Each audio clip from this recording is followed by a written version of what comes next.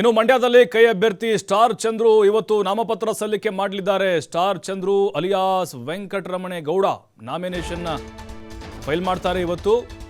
ಈ ಸಂದರ್ಭದಲ್ಲಿ DCM DK Shivakumar ಭಾಗಿಯಾಗ್ತಾರೆ. ಸ್ಟಾರ್ ಚಂದ್ರು ಇವರಿಗೆ ವೆಂಕಟರಮಣೇಗೌಡ ಅಂತ ಕರೀತಾರೆ.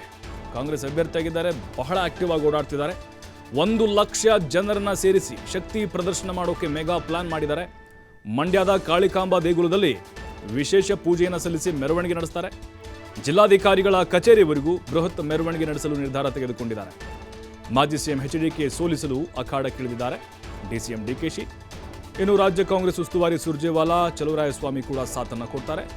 ಹಾಗೆ ಸ್ಥಳೀಯ ಶಾಸಕರು ಕೂಡ ಹಾಜರಿರ್ತಾರೆ.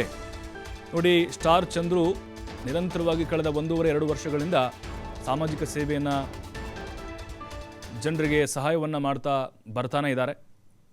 ಅದೇನೋ ಹೊಸ ಅಚ್ಚರಿ ಹೆಸರೇನಲ್ಲ, ಚಿರಪರಿಚಿತವಾದಂಥ ಹೆಸರು.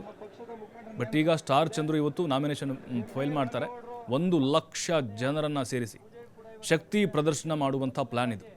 ಯಾಕಂದರೆ ಡಿಕೆ ಶಿವಕುಮಾರ್ ಅವರೇ ಸ್ವತಃ ಅಭ್ಯರ್ಥಿಯನ್ನು ಫೈನಲ್ ಮಾಡಿರೋದು, ಅಂದರೆ ಅವರ ಕೃಪಾ ಕಟಾಕ್ಷದಿಂದ.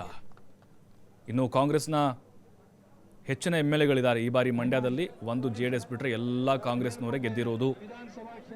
ಶಕ್ತಿ ಪ್ರದರ್ಶನ ಮಾಡುವ ಮೂಲಕ ಕುಮಾರಸ್ವಾಮಿ ಏನಿದ್ದಾರೆ ಮೈತ್ರಿ ಅಭ್ಯರ್ಥಿ, ಅವ್ರಿಗೆ ಟಕ್ಕರ್ ಕೊಡಲಿಕ್ಕೆ ಎಲ್ಲ ರೀತಿಯಾದಂಥ ತಯಾರಿಗಳನ್ನು ಮಾಡಿಕೊಂಡಿದ್ದಾರೆ. ಈ ಬಾರಿ ಮಂಡ್ಯ ಅಂತಂದರೆ ಖಂಡಿತವಾಗ್ಲೂ ಹೈ ವೋಲ್ಟೇಜ್ ಕ್ಷೇತ್ರ ಆಗೋದ್ರಲ್ಲಿ ಯಾವುದೇ ಅನುಮಾನ ಇಲ್ಲ. 2019ರಲ್ಲೂ ಕೂಡ ಮಂಡ್ಯ ಇಂಡಿಯಾ ಗಮನ ಸೆಳೆದಿತ್ತು. ಈ ಬಾರಿ ಕೂಡ ಮಾಜಿ ಮುಖ್ಯಮಂತ್ರಿ ಕುಮಾರಸ್ವಾಮಿ ಅಖಾಡದಲ್ಲಿರೋದ್ರಿಂದಾಗಿ ರಂಗೇರೋದು ನಿಶ್ಚಿತ. ಅವರು ಕೂಡ ತಮ್ಮದೇ ಆದಂಥ ಕಾರ್ಯತಂತ್ರಗಳನ್ನು ಹೆಣಿತಾ ಇದ್ದಾರೆ.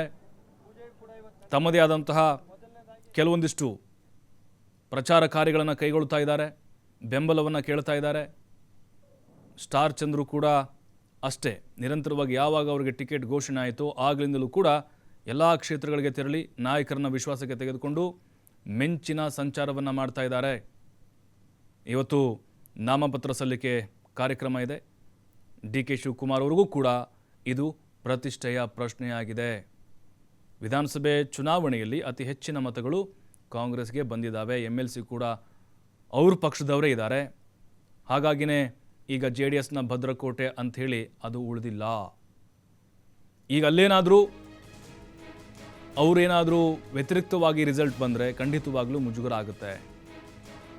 ಅದು ಪ್ರತಿಪಕ್ಷದ ಅಭ್ಯರ್ಥಿ ಯಾರೇ ಇದ್ರೂ ಕೂಡ. ಆದರೆ ಕುಮಾರಸ್ವಾಮಿಯವರು ಈಗ ಸ್ವತಃ ಅಖಾಡದಲ್ಲಿರೋದ್ರಿಂದಾಗಿ ಸ್ಟಾರ್ ಚಂದ್ರು ವರ್ಸಸ್ HDK ಅಲ್ಲ, ಇಲ್ಲಿ ಡಿಕೆ ಶಿವಕುಮಾರ್ ಮತ್ತು ಕುಮಾರಸ್ವಾಮಿ ನಡುವಿನ ಕಾಳಗ ಅಂತ ಬಿಂಬಿಸಲಾಗ್ತಾ ಇದೆ ಇದು. ಯಾಕಂದರೆ 2019ರಲ್ಲಿ ಜೋಡೆತ್ತುಗಳಾಗೆ ಓಡಾಡದಂಥವರು ನಿಖಿಲ್ ಪರವಾಗಿ DKಶಿ, ಕುಮಾರಸ್ವಾಮಿ. ಆದರೆ ಈಗ ಪ್ರತಿಸ್ಪರ್ಧಿಗಳಾಗ್ತಾ ಇದ್ದಾರೆ. ಸ್ಟಾರ್ ಚಂದ್ರು ಸ್ಪರ್ಧಿ ಆಗುವ ಮೂಲಕ